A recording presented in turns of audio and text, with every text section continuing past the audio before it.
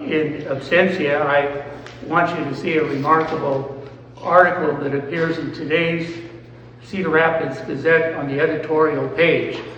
It's a rendition of a Substack article that Chris wrote, which outlines a policy agenda for the state of Iowa.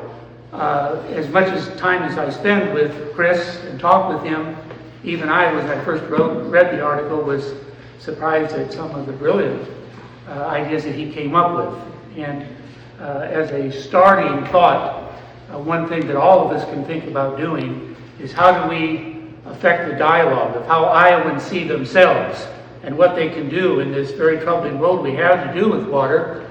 And one thing we can begin to do is challenge political office holders. We still, as I speak, have a democracy, and we still elect people who then make laws. We appoint judges, yes, but then we reaffirm them in plebiscites. And all of these people have remarkably important jobs to perform if we're going to turn this water quality issue around. So talking about it generally, globally, is important, and I'm going to be getting to some of those issues in a moment. But nailing it down to specific issues is important. I invite you carefully to review that article. Second, I want to just introduce myself in a way that reminds me, at least, of very pleasant thoughts. I'm not as old as my age would indicate. At least I don't feel that way. But as a younger man, a college student at Harvard, at that point grateful for affirmative action that allowed young white men from Iowa to get admitted, because I could not think otherwise when I was there. How did I get here? They could have filled the class up with very bright people far surpassing my intelligence. We had a crowd of rather remarkable people in my class. Yo-Yo Ma was a classmate. The Chief Justice of the U.S. Supreme Court, Judge Thomas, was in our class. And Bobby Kennedy Jr. was in our class. Now, I was after the first year of being overwhelmed by what was there and feeling inadequate to the task, I went home that summer and came back thinking, well, they may not be interested in Iowa, but I'm going to use every living breath I had to tell them about it. And so they got more than their fill of Iowa stories. Now, I dropped out of college several times, one of which was on the Saturday Night Massacre, where those of a certain age will recall that President Nixon had fired the special prosecutor cops, and then numbers of people in his administration refused to carry out the orders to fire. And finally they found someone who did. They called the Saturday Night Massacre. Well, reading upon it, I jumped on the train. I felt the world was coming to an end. I thought people around me would feel the same way. I didn't see that many, but that's how I felt. I jumped on the train to Washington thinking I would join a crowd of people demonstrating their protest. And when I got there, there was nothing but me and a bunch of derelicts looking for warmth on the steam grate on the north side of the Capitol, of the White House, and having called my parents and telling them that I was dropping out of college, and they go, what? What are you going to do? And I wasn't sure. But I ended up on the second or third day there really trying to formulate a plan, because there were no demonstrations. And I wandered up to the office of Congressman John Culver. 6 weeks before that, and you more senior members of this audience will remember these things vaguely, we had one of the most charismatic, effective politicians in the state's history, Harold Hughes, who was just finishing his first term as senator and suddenly announced that he was resigning to go into lay religious work. Ended up he joined with Chuck Colson of the Nixon administration to do prison ministry work.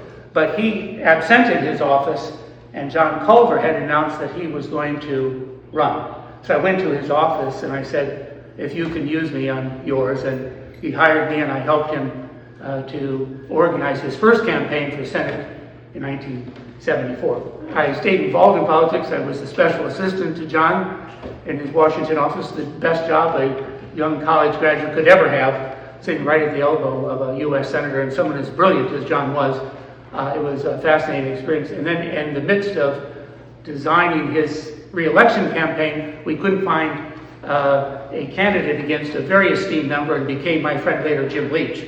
And Jim Leach was your congressman then, but I quit the Senate office and I ran for Congress as a 24-year-old. Now, when I lost, it was, I think, by the biggest margin of defeat of any congressional race that I knew of in our history.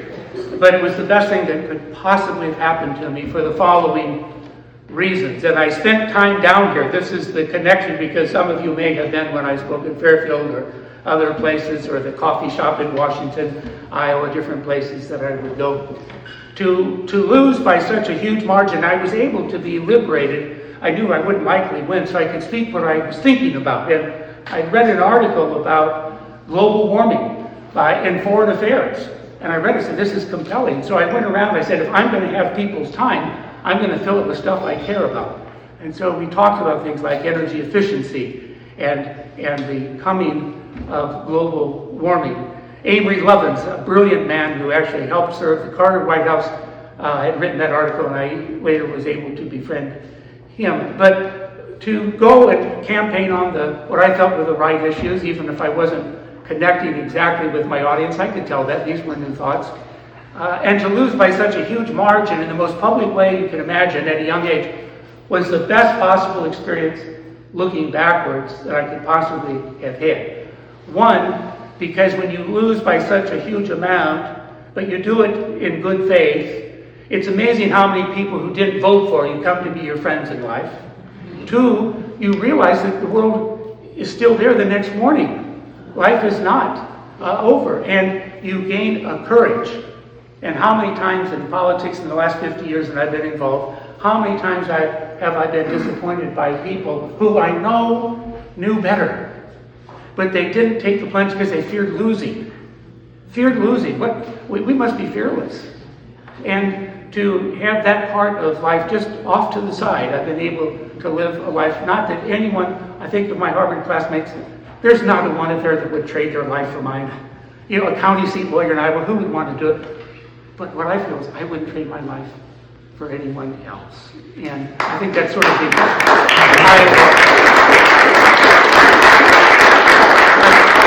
I think that's the Iowa way. It's the way that I think about Iowans on the whole. Intelligent, stubborn.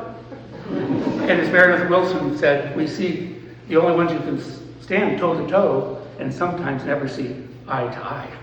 And that's a part of our culture. We've got a very difficult issue here to talk about. And what I want to do is start out my speech giving you my conclusion first, and then go back to the start and tell you how I got there. I think we are on the cusp of a new civil rights, human rights era. We're just on the cutting edge, and it's one that involves the rights of people to a clean and healthy environment. And it's being expressed in different ways, at different levels of consciousness, and by different people. And I would say it's not a blue or red issue the way we're talking about these days, but in Iowa I would call it a deeply purple issue, because we have so much in common, and so much of what's at stake is shared by all of us. But in this new civil rights movement, it will be different than the ones before, and I'm going to spend a little bit talking about that. Different to the extent that all that we have benefited by the various, I'm going to call this the fifth civil rights movement in our country's history. The first four of them, we were involved at the margins. Some people throwing themselves into battles, World War II would be an example, others being a part of the civil rights movement more recently. But we've benefited because we're a part of the nation, and when we were founded by each of these incremental steps. But the battles have largely been fought on other terrain. What I feel about the coming movement is that Iowa is a pivotal, geographical, philosophical, personal, collective part that Iowa is going to play a special part in this, a deeply special part. And it's a moment where some of us will choose to interact with history, But even those who don't are going to be chosen by history to be a part of this. And that is the demand and the right, the acknowledgement of a right that humans have to access clean water and clean air and a healthy environment. And where better to express that than in Iowa? And it's going to be an anguishing, sometimes frustrating, and difficult period that's ahead of us. And I think we're on the cusp of it. So, in this critical battle to recognize clean water, the forces that are in front of us are caused by ways, and we'll talk about this. The world demands protein. The world feels like it's short of energy. And we have the world's best soil. These forces are colliding, much like, and I'll talk about these metaphors in a moment, much like the forces of the North and South on the edges of Gettysburg. Both armies had orders from their top generals not to engage in battles, but they could not help it. The forces were too big. They ran into each other at a small village where 5 roads intersected to make 10 half roads, and the war went on, and one that changed the world. Geographically, my view is that we're coming to something like that, not because we chose it, but because the world and its forces are coming to Iowa. It is fitting that we're here at a place, and I'll talk about this a little bit further in a moment, but this wonderful facility in the midst of a lake built for people. The funding for this lake, and then the facility later was built, but the lake came out of the first New Deal of FDR, a dedication to the proposition that middle-class families should have a place to exercise their right to healthy recreation. It wasn't funded until the second New Deal in the 40s. Funds came through the state of Iowa and here to that same proposition. And in a moment we'll talk about that era and how important it was to inform us of a new era of civil rights. But the fact that we're here on the nicest day of the summer, and thank you for sacrificing time to be here, you're giving up something by doing that. But metaphorically, this probably is a moment we should share, because there's not a soul on the beach. A beach made for us. A beach made for us, not a soul on the beach. And in the pamphlets that I distributed on your chairs, you'll see we updated to this year. The X's on that chart show all the closings, unfit for swimming. And what happens over time and what has happened in Iowa is that the quality of the water has become so poor that we have been cut off from it. Places that used to be sites of intense socialization, community building, reasonable cost recreations for middle class and working class families have been cut off. And there's a residual negative impact of that where people no longer have connection with the water. They no longer share a social energy, and it's no longer translated into a political energy. And those who pollute the waters benefit from that. It's one more check off the box that they don't have to worry about unless the people cause them to worry. And so I think it's a perfect metaphorical moment to be sitting here in a beautiful facility on the edge of the water near a beach that was built for people and not to have one person on it. And it's one measure of where we are as a state. Now, a proposition that I'm going to propose to you, and as I stated, I hope it makes your mind spin a little bit, but be thinking about it as we talk and go through this. In all of the 5 eras that I'm going to describe as being central to building the body of civil rights and protections that we recognize, that make us a people, each of those phases have been connected to moments of violence and have been a product in part of that violence. And so here I am proposing that we start a new era of civil rights recognition, the right to have access to clean air and to clean water, and I follow that with a statement that the 4 preceding moments were ones that combined violence that progressed to the recognition of a right. You say, well, what do you mean violence? Are you proposing going out on the street? I am not. I'm hoping that in this tenuous moment that this is not one more cause of possible violence. I'm saying the violence has already started. And it's a new kind of violence. It's environmental violence. We do not have, thank God, an Emmett Till, who in the early 1950s, a young boy who went down to the South to visit relatives, and someone thought that he said something that was offensive, and the young boy was tortured and killed in the most gruesome way possible. Thank goodness we don't have that, and we don't have lynchings. I get this. But we have an insidious violence called disease. Disease. And as already mentioned, as we'll talk about also in a moment, it is not an Iowa self-perception to think, because we view ourselves as a healthy, intelligent people, that we should now be leading the nation in cancer rates. Yeah. We should now be doing, and the children share the cancer rates. When you say that Iowans are now second in the country in cancer, and the state with the rates that are going up, that isn't just us as adults, although many are there, and cancers take a ways to develop. The children are a part of the mix. And what an odd moment we are, this thoroughly new tradition at the University of Iowa, football games, the home games, where those who are in the most intensive farming operations, the corn growers and others, smother the concession stands with their clean water ads. And the fans at the end of the second quarter, at the end of the first quarter, the tradition to wave to the kids who are on the top floor of the children's hospital, some of whom have cancers. Yes. How do we recapture a narrative that makes those moments one that cause us to reflect more deeply on why are they there? What can we do to make their lives different? And how can we say that an anguished end of life, or even treatments, pricked by needles and invested with experimental drugs, taken out of the socialization of life at a young age, we must open our eyes and say that we are in a time of violence of a different kind.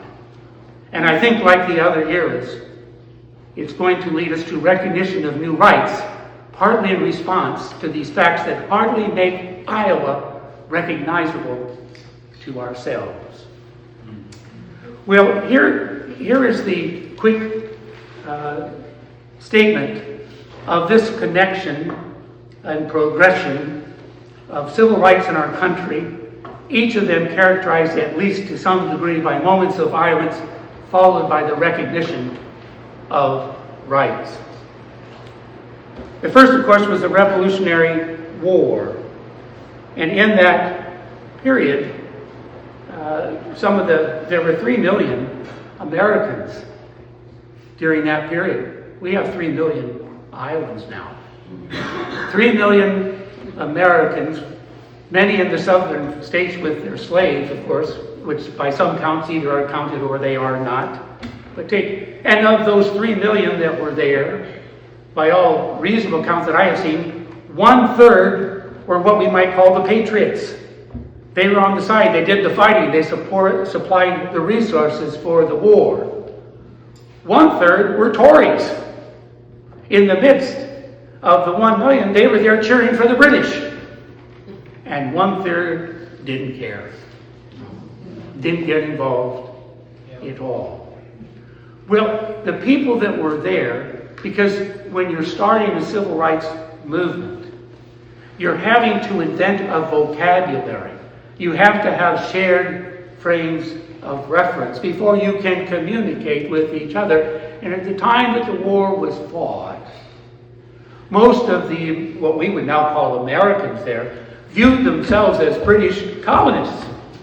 They had mostly come from Britain. They shared a heritage of what it meant to be treated as British citizens, and they saw those rights being violated because the British throne was not looking at them necessarily as British citizens, but as foreign people who needed to be colonized.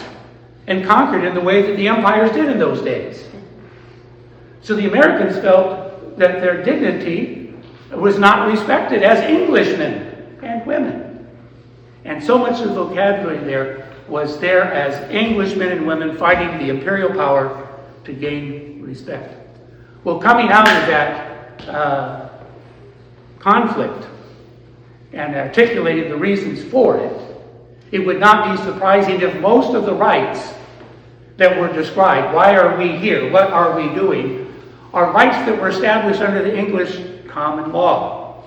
The right to a free press, the right to speech, the right to religious expression, the right to a free press. These were not revolutionary, these were reaffirmations of English rights that they wanted to establish here. And in order to do this, they were creative, the founders were. They created a structure of government called the Constitution.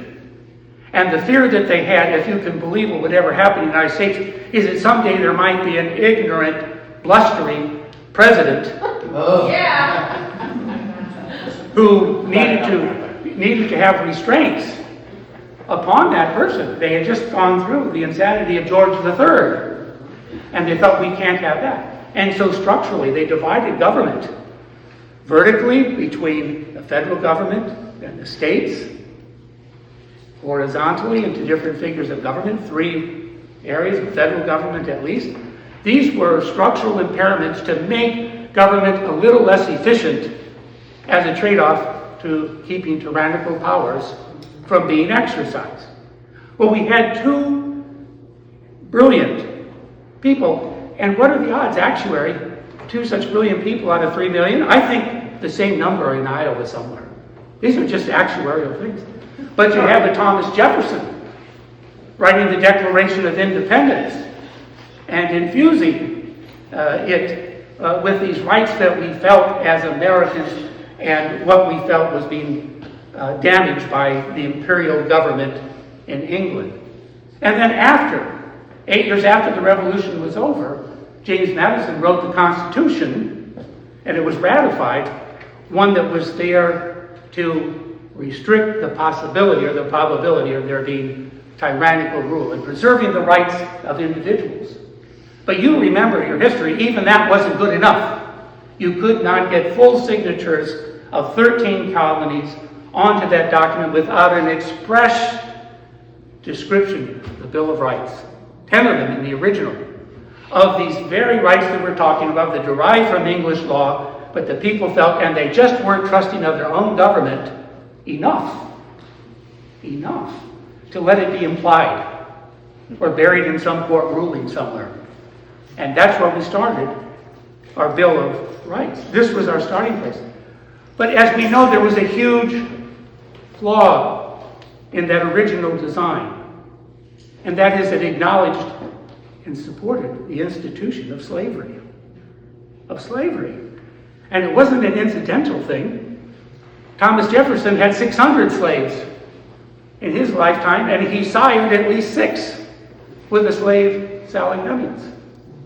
And in the rules of that day, a slave was defined as the child of a female slave.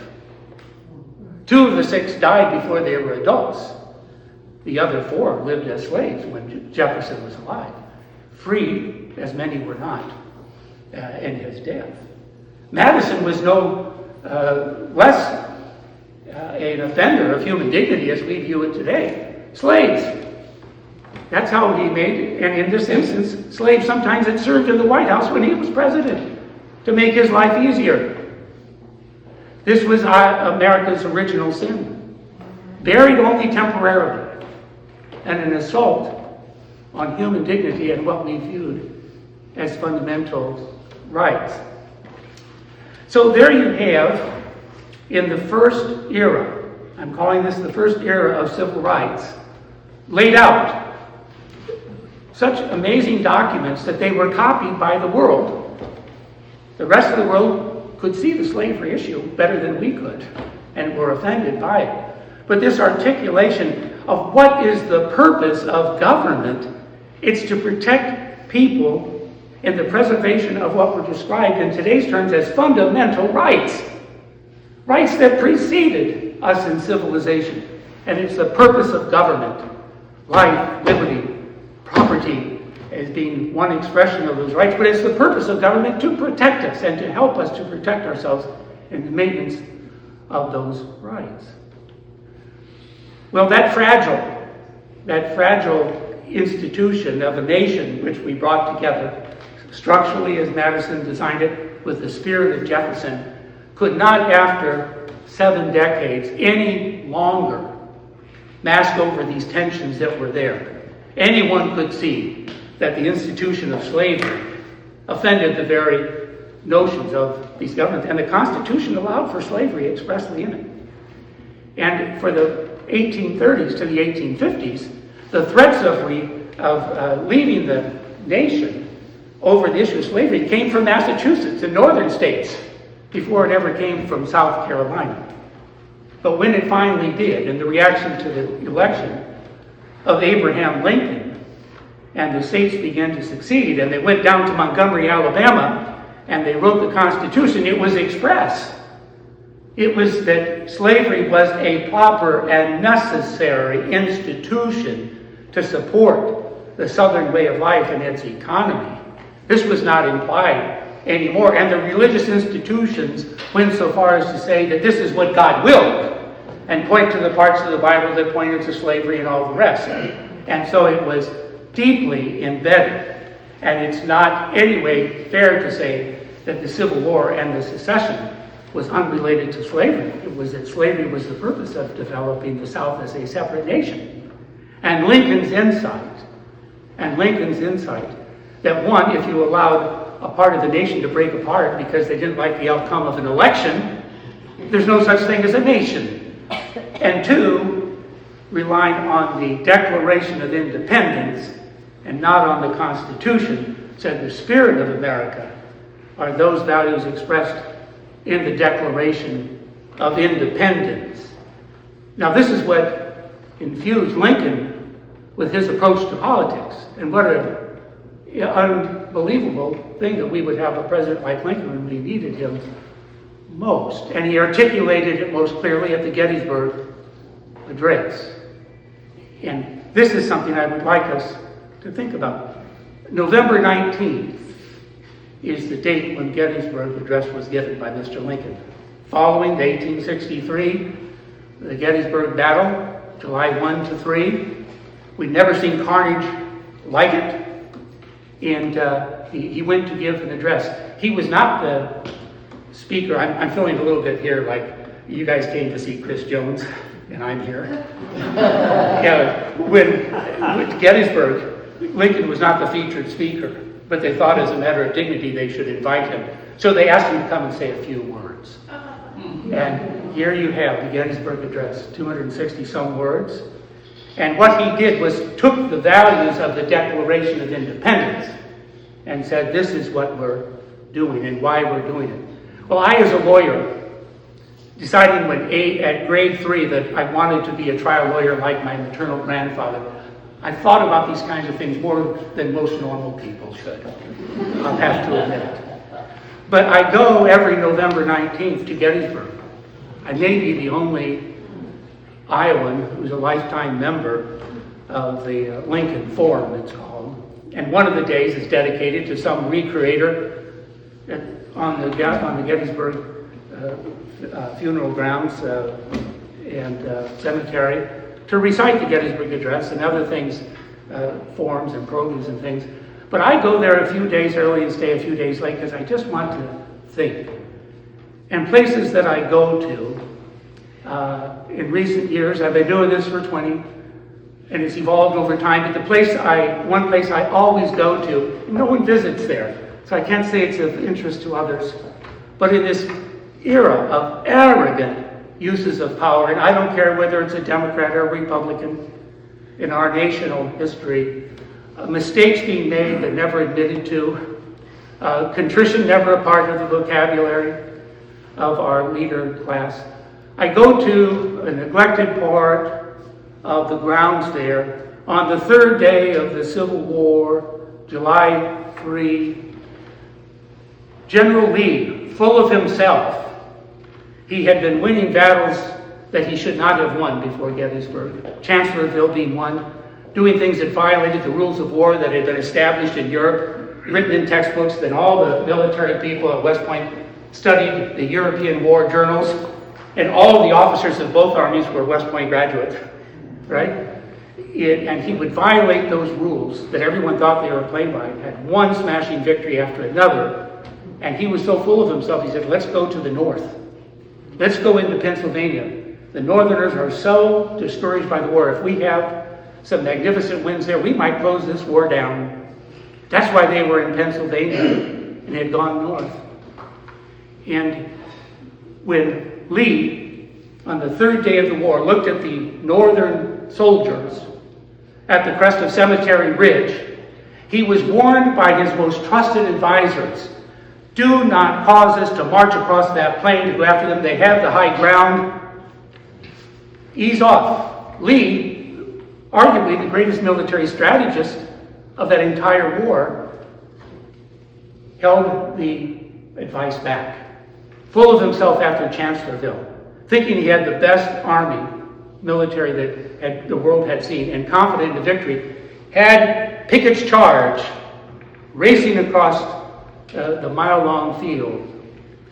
And as they went up Cemetery Ridge, there was a slaughter. A slaughter.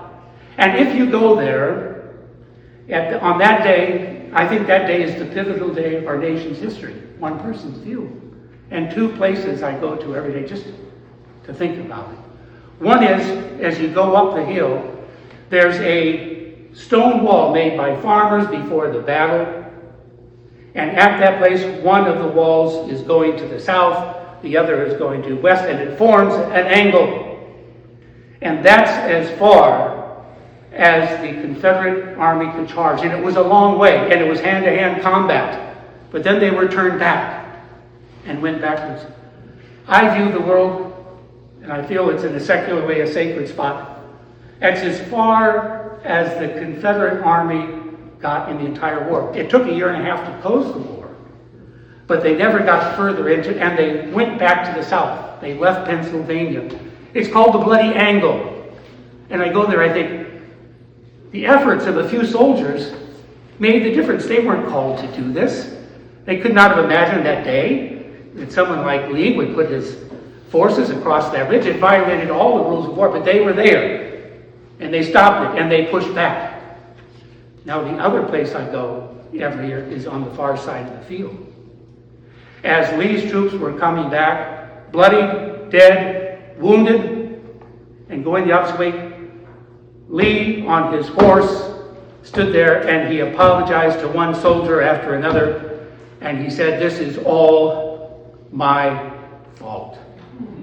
How long has it been since we've seen a leader in sincerity admit to err, to have a contrite view of one's own peers? He apologized to the generals who had advised him not to do it and confessed to his error. Well, Lincoln, in his articulation at the Gettysburg Address, made it clear why we were a nation in ways that we had not seen before. This is a part of what we're doing. We know something's wrong even today. We're looking for metaphors, similes, language that unites us, allows us to put it in such ways that are firm enough to change the world, stated in such a way that we don't alienate others around us. This is the challenge that we're in, but we're at the beginning phase of it. And for Lincoln to have articulated the purpose of the nation in such compelling ways, to me, remains extremely moving. And he was careful on the legal side. Before his term had ended, of course, he was assassinated. The 13th Amendment to the Constitution said there could no longer be slavery. And any state seeking readmission to the Union had to acknowledge that fact. But after the Civil War, the 14th Amendment, due process of law must be allowed to every citizen in every state. And citizens defined as people born in the country was established by that amendment, and it's been the most important amendment in our nation's history since that date of passage. And the 15th Amendment, assuring people, even blacks, the right to vote. These are rights that were acknowledged in constitutional amendments, fundamentally important, but a product of the most incredible, violent war that we have seen, and all of it fought on American soil. And only one battle, and those of you who are real Civil War people know that we had a little skirmish in southeast Iowa where some bullets were fired across the Des Moines River, and so we claim at least one part of one battle as a part of a skirmish. But on the whole, we were spared the actual fighting of the war, but not its suffering. Per capita, more Iowans died in the Civil War than any other state. And so much of it came from disease. Iowa soldiers who mustered in were sent to the South oftentimes in the swamps and not immune from the diphtherias and the other diseases that came.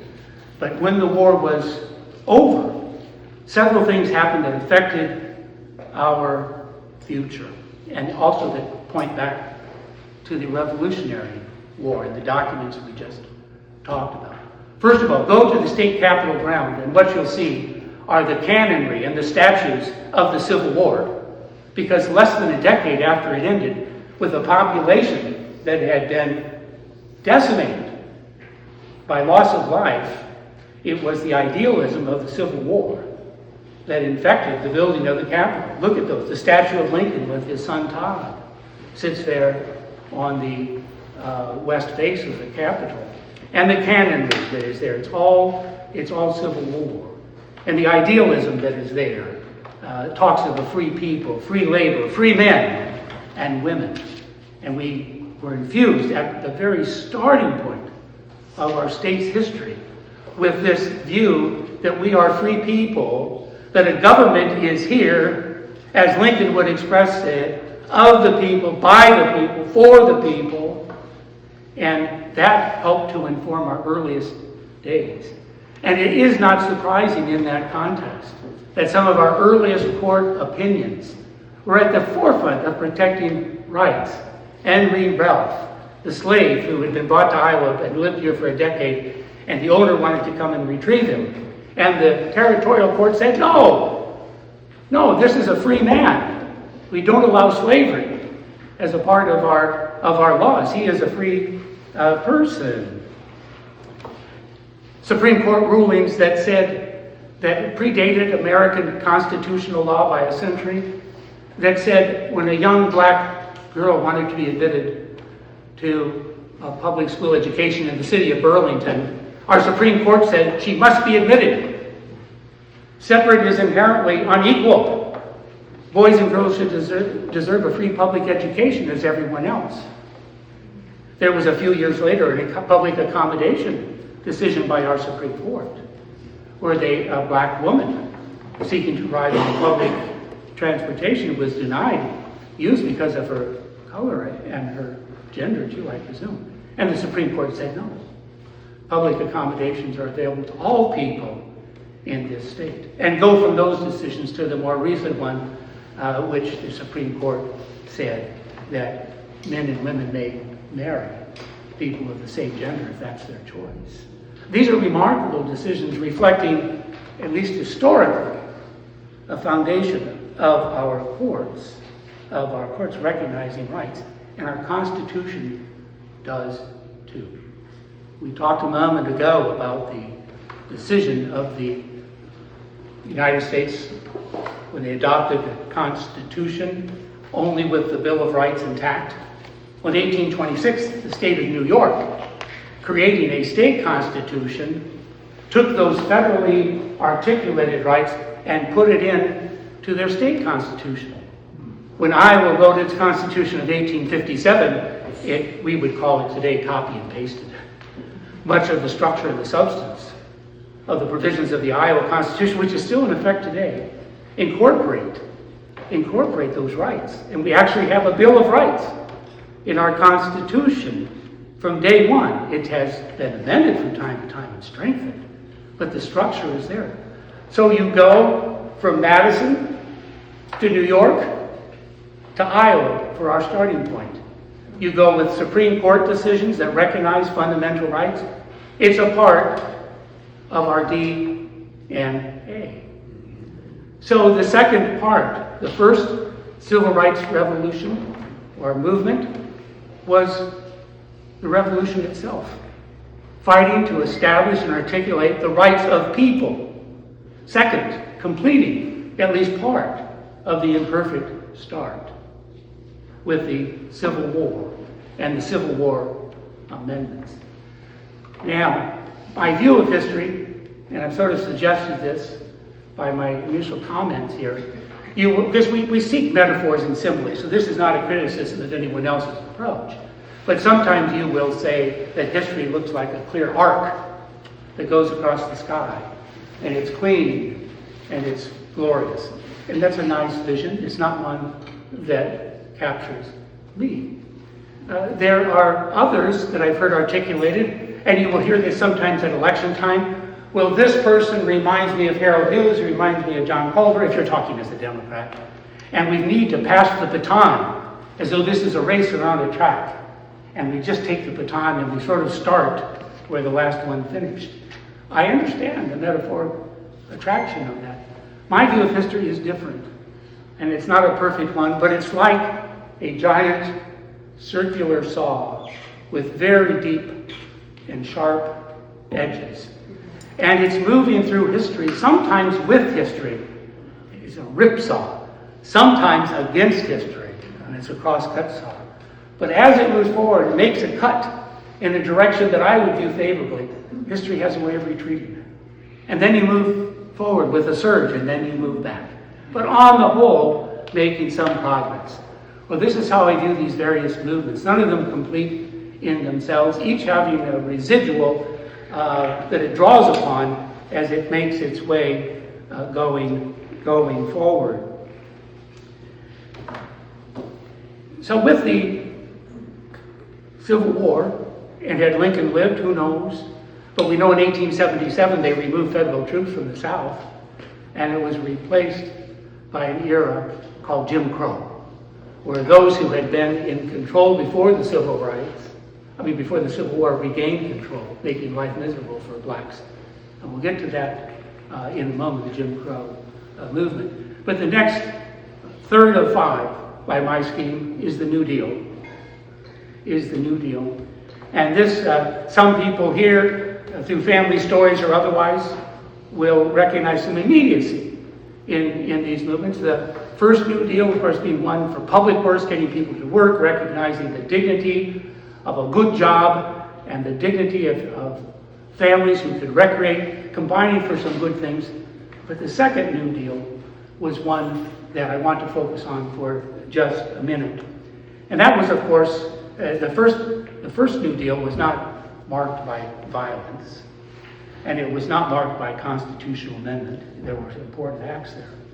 But the second New Deal, a response to the rise of the German Reich and the rise of the Japanese armies, and a President, FDR, who was confronting a very strong isolationist movement. Charles Lindbergh was the most articulate spokesman of that. But people who had failed collectively, somewhat betrayed. They had been told that World War I would be the war that ended all wars. And they were feeling, why did we get involved in this war involving nations across the sea? Let's not. And Roosevelt had to move them across. So how do you articulate goals to a people in a way that takes them where they are and moves them a little bit forward? And FDR was ingenious in this way, and in the scheme of the third civil rights movement, as I perceive it, if you will allow the summary of the first New Deal to have been focused on things like fair wages and equal opportunity, civil liberties, social security, medical care, it was now the stakes were higher, because even with Americans enjoying those rights, we may lose them if we have German Empire or Japanese that is coming at us at a rate that we are unable and unprepared to fight. There is a story which I think is true, because it's reported by those who were present. And it was as Roosevelt was writing his third inaugural address. Of course, this was unprecedented. And he was surrounded by brilliant people. Harry Hopkins from Iowa, who had been a social worker, but then had been one of the most closely friends of the Roosevelts, particularly Franklin, but also became a close friend of Winston Churchill when he went over to just see what this guy is about. He was in the room. The poet and writer Robert Sherwood, who had been hired at really a high point in his career in that capacities to come in and be a speech writer, and then a judge friend of Roosevelt's, Rosamond.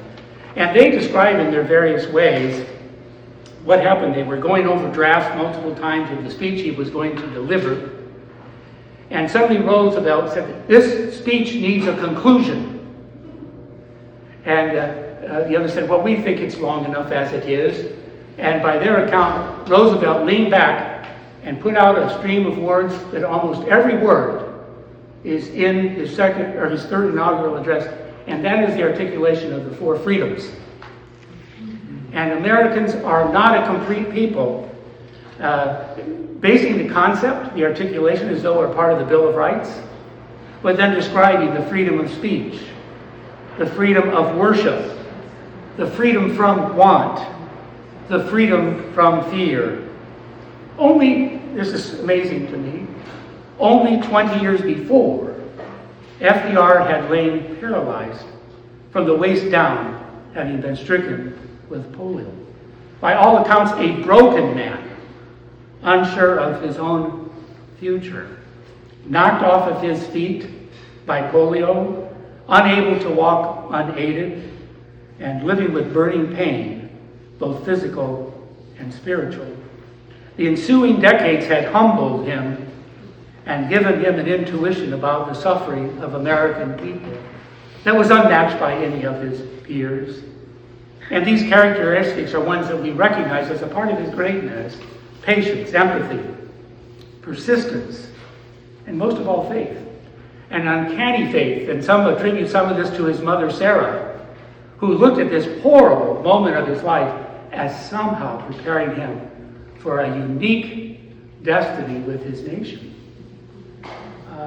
Now, this is what Roosevelt did, and it's a part of what I think we Iowans should be thinking about in our role in the world. It changed how Americans saw themselves in the world and how the world could be. Think of it when war-weary soldiers were far away from home, and when they asked why they were even fighting and dying in strange lands, the four freedoms answered many of their questions. When religious minorities were enduring the horrors of concentration camps, they placed their hopes in the promise of these four freedoms.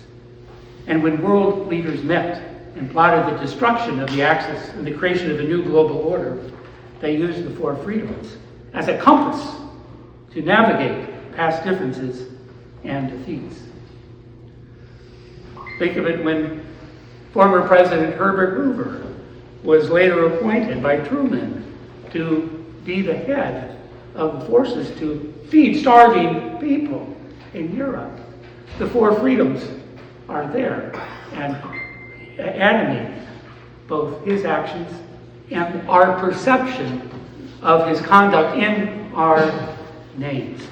So these four simple ideas, and this is where we're coming to, what ideas will help to inform us in the key role that I think Iowans are going to be playing in this upcoming new and fifth civil rights movement.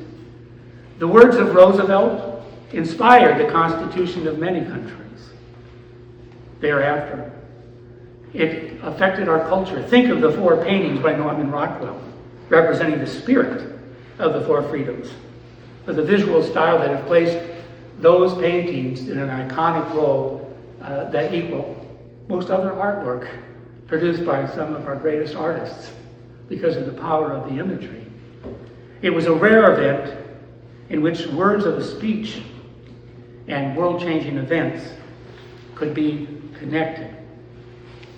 Now, a thought that I have, because I'm going to come back to it, is it was in this period of time, in the aftermath of World War II, that we tried to digest and articulate what it meant to have concentration camps where people were exterminated, some of it by starvation and deprivation of water, some of it by people being fed poisoned water. And when the hearings and the research pointed to this as a process, we came up with a word, and it was called genocide. It was called genocide. It still is an important concept as we try to understand the world that we're in.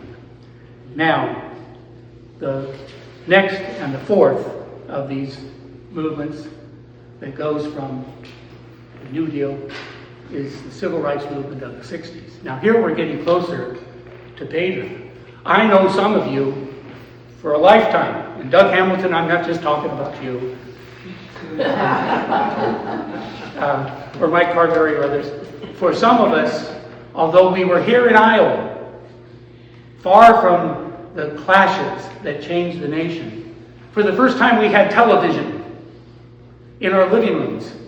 And if you were of a certain age, like I was, 8 or 9, and just beginning to discover a world outside of one's home, and it wasn't the next neighborhood, but these black and white footages that were flown from Alabama up to New York when they were experimenting with nightly newscasts. And you saw these pictures of fire hose children being plastered against walls. You saw a young teenage boy being harassed by a German shepherd at the end of a leash. And these were world-changing images.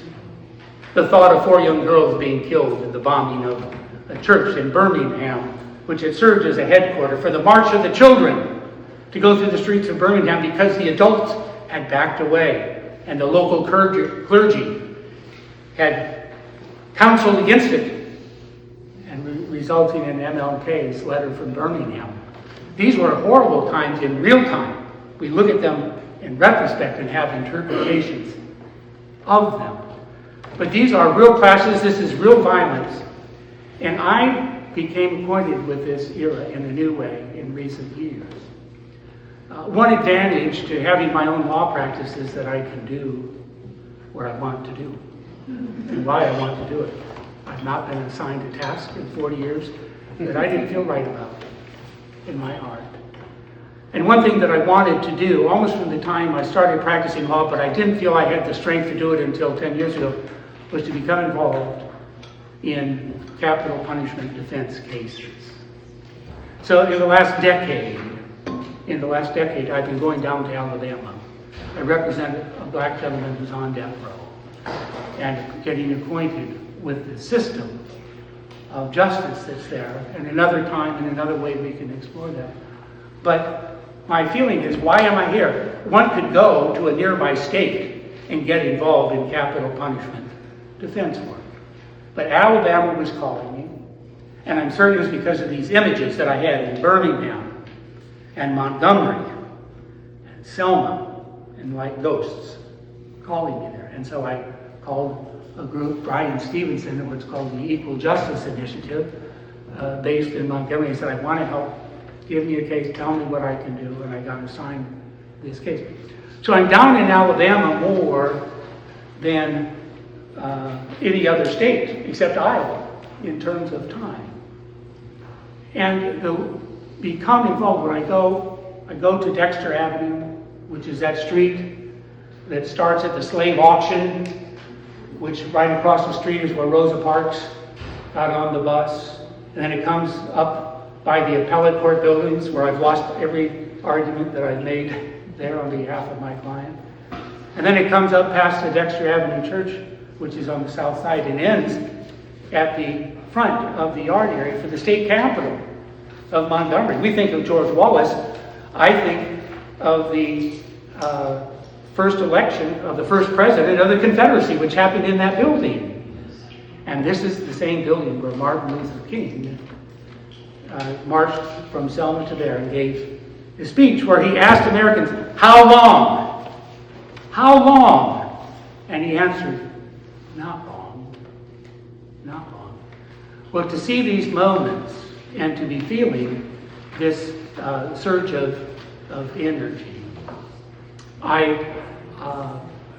in sitting at the back of the church, I could hear the ghosts of the civil rights movement. This is where the bus boycott was organized, mostly by women. The men got the credit. And they've been in that basement for years trying to figure out what to do. Now suddenly they were organizing the bus boycott, which happened December 1, 1955 is when Rosa Parks refused to get on the bus. And 4 days later, they were meeting and trying to create an organization. They didn't know what they were doing.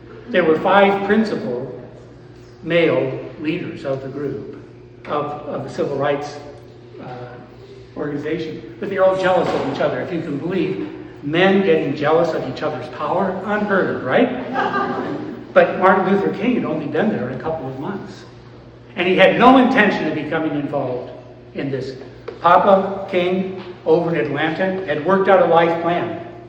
Martin got his PhD from Boston University, writing a philosophical essay on a philosopher. He came over, the thought was get a local parish, guide it for a couple of years, then we'll find a good, safe harbor, like being pastor at a black college. This was the plan, and who better than he to live it out? But these other leaders came to Martin Luther King because he had no enemies, and they heard he might be a good speaker. So here you have him elected in the afternoon of December 4th, and then taken over from his church, which is where they met, driven a couple blocks away to the Holt Avenue Baptist Church, writing a speech on the back of an envelope, and greeted there by, some say, 15,000 people. They were there to demonstrate their intent to carry forward with the boycott that on that Monday had been a great success, but no plans for what they would do. So Martin Luther King, being there, articulates in that speech, and then every speech I can find thereafter, including when he came to the University of Iowa on November 11th, 1959, he quoted from Amos 5:24, "Let justice roll down like waters, and righteousness like a mighty stream." Every one of his speeches, it must have been embedded deeply from something that he read. And I think of it often in our struggles for water here. But of course he was talking about the power of water and how it might invoke justice in an Old Testament visionary prophet way. Well, these are things that I've been thinking about. And back in Iowa, I've been going down there for 10 years, and a couple of years ago, out of nowhere, because I had been thinking of the litigation, I've been litigating environmental cases now for nearly 15 years. But I took them the way that a common law county seat lawyer does, and I one case at a time. Here, thinking of the rules or the precedents and the arguments for that case. And I'm sitting there and thinking, no, this is broader than that. This is a civil rights movement that we are in. And I view it in this way. And here you've been patient for listening to my presentation. But this is the moment that I think we're in. All of the great statutes, the Civil Rights Act statutes, that the Kennedy brothers first and then LBJ were forced to adopt. They were trying to keep the civil rights movement at arm's length. It was so controversial. They were afraid they would lose the South, and they did. And they did. It was no coincidence just before the Civil Rights Act was passed that LBJ went to Gettysburg to explain the purpose and meaning of the voting rights legislation that they were about to pass. The things were connected, at least in their own minds, even if his speech is largely forgotten. I think it was the high point of his vice presidency.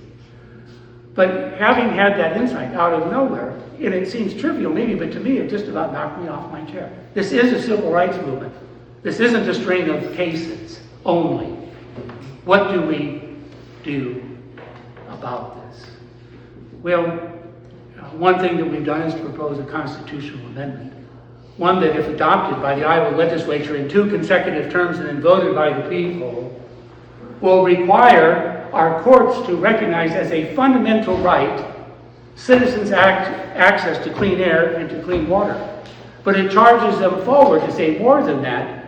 They need to take action in the public trust doctrine, to look at natural resources, and the judiciary have an affirmative duty to protect them. This is what this proposed amendment to our Constitution would require. But it requires other action by ourselves. Look at the cancer map. From a distance, you can see it, although you can't read the print. The darker the color is the more cancer, the higher the cancer rate. You can't see Iowa. There's a few counties down here that are next. This darkest area, unmatched by very few other areas of the country, is where our cancers are the highest in the rates. And the rates that we have now are just the tip. Because when you get rates, you're relying on epidemiological studies. And they, by definition, are looking back 10 years, 15 years, as if you were trying to determine the age of the universe. You get these powerful telescopes and you look backward through the galaxy to try to date the stars. The statistics that we get today are evidence of what was going on 10 and 15 years ago. And it's only gotten worse. And that also is the advent, the beginning of industrial farming, the overuse of chemical fertilizers, most of them nitrogen-based, the overuse of manures coming from CAFOs, which aggregates livestock away far beyond what the plants can absorb. And if you take Chris Jones's calculation, if you take the animal poop in Iowa and translate it into human terms, it's like about 150 million people lived in the state of Iowa rather than 3 million. We have the population density equivalent of Bangladesh. We are third world. We are third world, and we don't like to admit it. When I grew up, when you grew up, when Doug Hamilton's father was a professor at the University of Iowa College of Medicine, in that era, in our lifetimes, Iowa was at the top of its game. Yeah. Pediatric measures that were taken were used to measure the rest of the nation's children because we were healthy. The Iowa test of basic skills and others, without getting too far off the track, but it was the same. We were leaders in health, we were leaders in education, and we no longer are, but it's a part of our DNA. So here we are. We are the victims of a violence that we aren't used to recognizing. It's the violence of disease and contamination. It's the violation that goes right at and cuts off our fundamental rights to access to clean water, our rights to recreation, the ability of working and middle-class families at a reasonable cost to enjoy recreation, to socialize together. This is who we were. This is who we can become again. So my closing thought is this, and I thank you for your patience in bearing this with me and the opportunity to speak. I think what's in front of us is a huge challenge, one that we didn't necessarily choose, but it's chosen us. And we will think about, where are we now? What does this remind us of? Which of us, as in the days of the Revolutionary War, will be on the cutting edge of patriotic activism? Which of us will choose to be on the wrong side, either out of self-interest or their own understanding of the facts? And which third of us will just ignore it because they have more important things to do? Or to take the metaphor from the civil rights struggle in the South. Remember when Nora Parks, her violation of law, criminal law, she was prosecuted for it, was failing to get up out of her seat at the front of the bus because a white male came aboard. and it was expected that she do so. Metaphorically, we're all on the environmental bus. We're there. We don't really have control over that. We're there together, and so are our friends and neighbors. What happens when the executives from Monsanto or the Koch brothers selling their nitrogen fertilizer, what happens when they get on the front of the bus? Where do the people go? Too many elected leaders I've seen run to get to the back of the bus. Some will stay there, and you may have a choice. You may have a choice, and it's a lonely choice. We remember Rosa Parks, how gallant she was. Most of us don't know that within a year, she and her husband had to move to Detroit. They couldn't get jobs. They were threatened. They risked everything for the right reason at the time. And where will we be?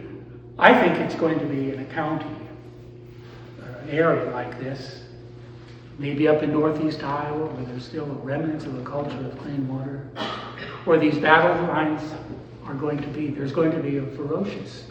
It might be in the legal courts. It might be people handing out pickets, signs, and asking people to demonstrate their concerns. Where will the bloody angle be in this struggle? Metaphorically, of course. Will it be etched? We won't know it in real time, but we'll recognize it looking backwards. That some were there and some were not. And the fact that a group like this has taken time on a nice day to come and although I know the draw was to Chris and he deserves it, but you should have listened to me anyway.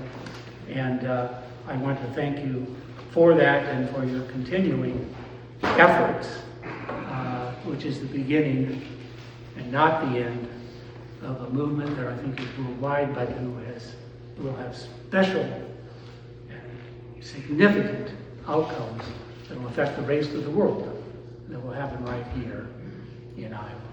Thank you.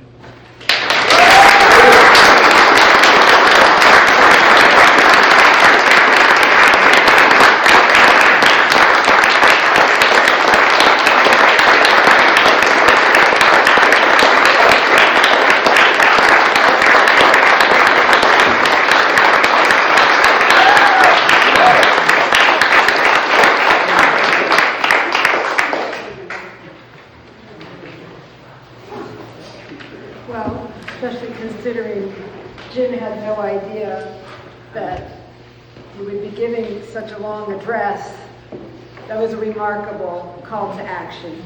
And it's not action steps, it's more, he gave us the broad overview of where we are as a state. And I think that is more motivating than anything else he could have done. So we deeply appreciate you stepping in for us. It was remarkable.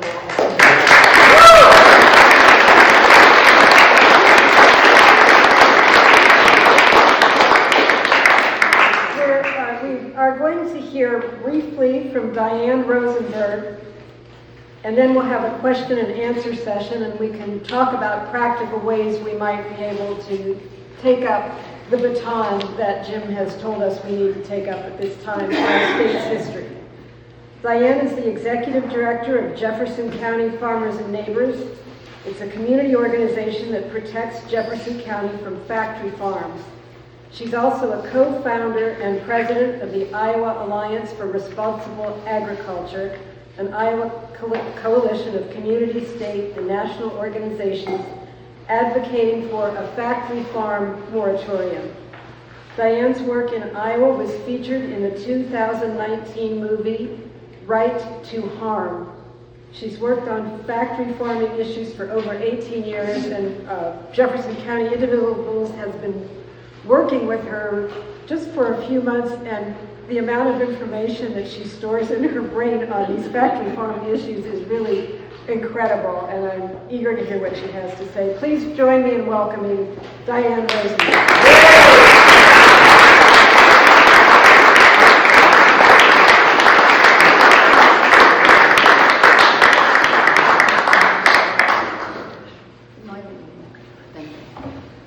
Can you hear me if I don't use? Yes. Okay, great. So first, Talk loud, I'm deaf. Okay. First of all, I want to thank you, Jim. That was incredible. Really inspiring. Hard to follow. But I have a little different angle, so I'm going to augment what you said. Thank you so much. It was really, gave me a lot to think about, that this situation, this time has chosen us, you know, here. We're all here. We're all drinking the water in Iowa. You know, we all have an interest in how, you know, healthy our water is. And you know, it's really clear. We've got damaging water. People are drinking damaging water, you know, poisonous water for some people. Health damaging levels of nitrate in our drinking water. Can't swim in these lakes when these really hot days, for all the reasons that, you know, we were talking about. Got the second highest rate of cancer in the nation. One of the 2 states where the cancer rate is growing. We've got studies that link drinking water with nitrate levels as low as 3 milligrams per liter to various cancers, yet the EPA has a level of 10 milligrams per liter as the limit. You can't go up higher than that, but drinking between 3 and 10 is not so safe. So, you know, we're not in a good place, but we are in a place where we can take action. Right now, our state legislature, it really allows Big Ag to run roughshod over all of us. It gives industry a big pass for polluting our waterways. And it turns its back on protecting our health and well-being. And that's just wrong. And do we sit back and let them continue? No, we definitely do not. So I'm going to give you several action steps to demand our right to clean water, because we do have the right. This is a fundamental right to clean water that we all have. And, you know, these action steps are designed to make clean water a priority in this upcoming legislative session. And it's also designed to make it a priority in these upcoming elections in 2026. We need to make clean water an election issue. Yes.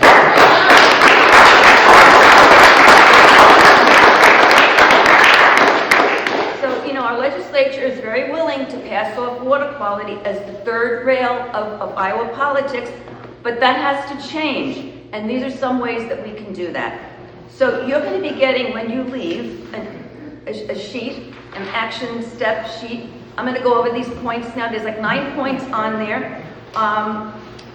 There's 9 points. What I say is do whatever you can. You know, do as much as you can, or even if it's one thing, do something, because if we all do something, we make a difference, okay? Now, before I start, I'm going to give you 3 figures that I think will further inspire you to take action in Iowa. So every year in Iowa, 110 billion pounds of manure is applied to our land. 1 billion pounds of nitrogen is applied. 53 million pounds of pesticides are applied. So we're living in a toxic soup, and we're drinking its waters. And it's no wonder that so many people are sick.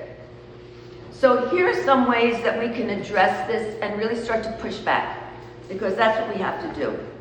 You know, the first thing is we gotta just always talk to our state legislators. We've got to talk to them, we've got to write to them. We need to tell them, and we need to make it really clear that clean water is a priority in this legislative session, and it's a priority all the time. And there's several ways that they can do this. The first thing is they should educate themselves, because don't assume that they know as much as you do. Okay, I had a conversation with someone the other day, a state senator the other day, that didn't know how polluted the water was in his jurisdiction. That figures. You know, I mean, it's just kind of, it shocked me, truthfully, but, you know, that's where it was. So I would urge them, if they haven't seen the Central Iowa Water Quality Report presentation that was just presented at the Harkin Institute, urge them to watch that, okay, and really take in, because there was a lot of really important information that was in that. And that was a presentation that was put together by this committee that worked for 2 years to analyze the water quality in the Raccoon and the Des Moines River watersheds. And there was a lot of really important information came out, but one key thing came out is that 80% of all the pollution, the water pollution in those rivers came from agriculture. Yes. Okay. Another thing you can do is you can ask them to co-sponsor and support a CAFO moratorium until there are fewer than 100 water impairments. We've had a moratorium every year since, I think it was 2000, I don't know, it's been 7 years. And you know, this year we're going to ask some legislators to reintroduce it, but we want to connect it with water impairments because we want there to be some recognition of the connection of why we want this moratorium. They can co-sponsor and support the Clean Water for Iowa Act that was introduced by Senator Art Stade last year, and that would better regulate medium and large CAFOs. They can restore funding for the nitrate sensor program that the state cut funding for, and in 2026 will go away. And that is one of the ways that we know, you know, where our dirty water is, where our nitrate, and that water sensor program, it's real-time reporting of water quality. They took that away. They can restore that. Now, there's a couple of things that are not on this list that I thought of after I put this together. One is that the senators can oppose the pesticide immunity bill. And that would provide immunity for pesticide companies for any harm that they cause.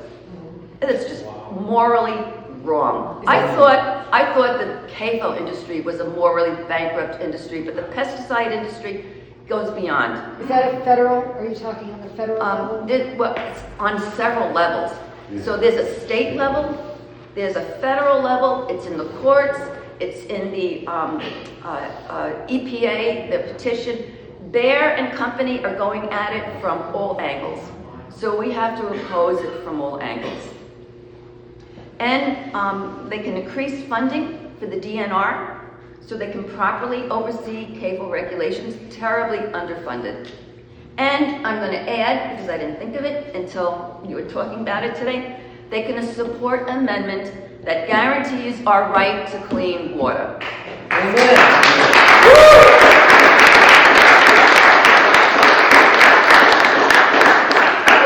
these are things that our state legislators can do and they should do. Now, our federal legislators can do a whole lot too, but there's one thing in particular I want to tell you about, and that's the Permit Act. House Bill 3898, that would gut many key provisions of the Clean Water Act. Benefits nobody but Big Ag and big pesticide companies, big chemical companies. Could you repeat that last part? It's the Permit Act. It's House Resolution File 3898. It is on the back of the sheet that you're going to get. Okay. So I urge you, it's in the House right now, I urge you to call, passed out of committee, I urge you to call your legislator, whoever your congressional leader is, and tell them to vote no on this bill. If it goes to the Senate, vote no. It's a horrible bill. It's a terrible bill. I'll also add that I recommend you talk to every candidate that's running for any office. You know, you just talk with them about water quality, then you tell them that this is important to you, and then this is an election issue for you. And it's an election issue for many Iowans. And they have to know it's an election issue, and they have to act like it's an election issue. Right on. Okay, we can do a lot of things from our side to keep water quality in the public eye. Learn as much as you can, and I know many of you are very well educated about water quality, but you know, just learn as much as you can. Talk to your friends and family about these issues. Make them a topic of conversation. Watch that Central Iowa Water Quality Report if you haven't. All these links to everything I'm telling you are on this page. If you're here representing an organization, consider holding a screening of this presentation in your community, and then have a discussion about it afterward. It's all on the Harkin Institute's YouTube page, and that link is in there. Write letters to the editor, you know, and to drive that message that we have a right to clean water. You can be doing water testing through the Isaac Walton Nitrate Watch. Randy was talking about it. We'll have some, you know, information back there about it. This is where you can go out and test water. You know, your lake, your streams, your tap water, your well water, whatever you have, and then you report your findings to the Nitrate Hub's Clean Water Hub. It raises awareness about nitrates. It identifies hot spots of pollution in the state, and it builds this narrative about Iowa's polluted waterways.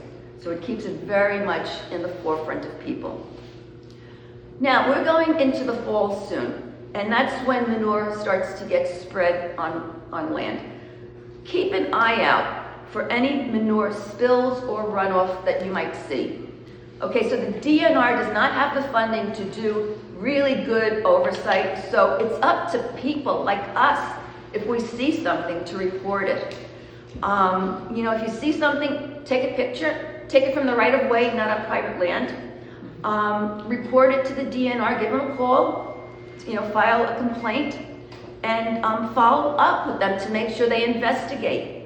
Because a lot of times they don't investigate unless you're the squeaky wheel, because they don't have the staffing. So be the squeaky wheel and keep following up to see, did you check this out? What are you finding? Another way that you can keep this issue in the public eye is to continue to take part in the 48 Lakes initiative that Driftless Water Defenders, Chris and Jim have put together. It's telling our stories about our relationship to Iowa's water. You can write your stories, you can videotape them. Bob and I will stay here till about 4:15 or whatever, to take anybody's stories they want to do it on our record it, or in the back you can just write it down. Those stories get sent to Driftless Water Defenders. It goes on their Facebook page, it goes on their website, and again, we're driving this conversation about water. And Driftless Water Defenders has been dedicated to really making Iowa's lake water this summer an issue. And it's really important because, I didn't see the whole list this week, but last week when it was so hot, I think there were like 25 swimming places in the whole state that you couldn't swim, including Lake Darling, which has been pretty much unavailable, this whole summer, except for a few weeks, at the beginning of the year. Now, Driftless Water Defenders is going to have a clean water rally at the Iowa State University, University of Iowa football game in Ames on September 5th and 6th.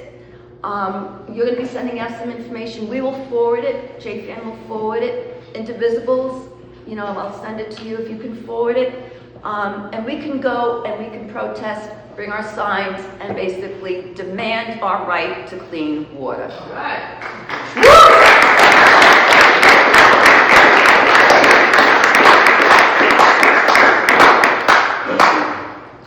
There's 9 points on here. I actually have a 10th one.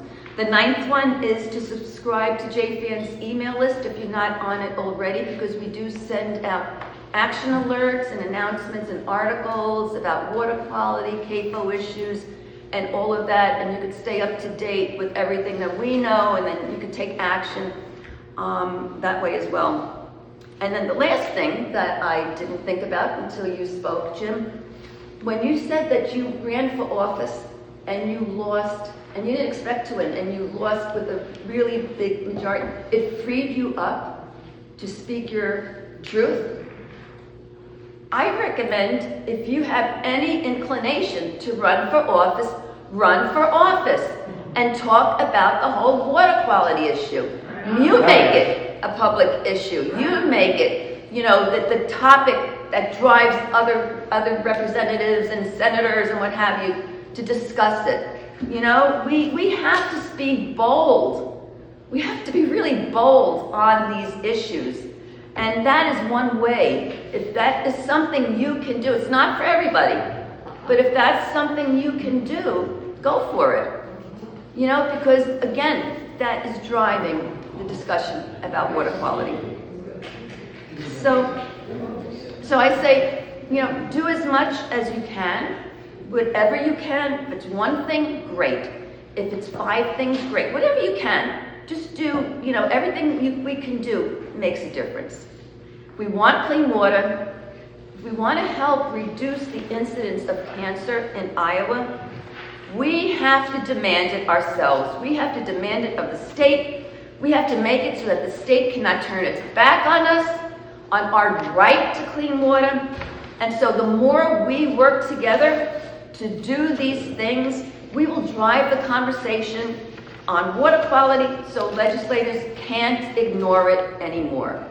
So thank you all for being here today. Thank you, Jim, for that really incredible talk. Yeah. And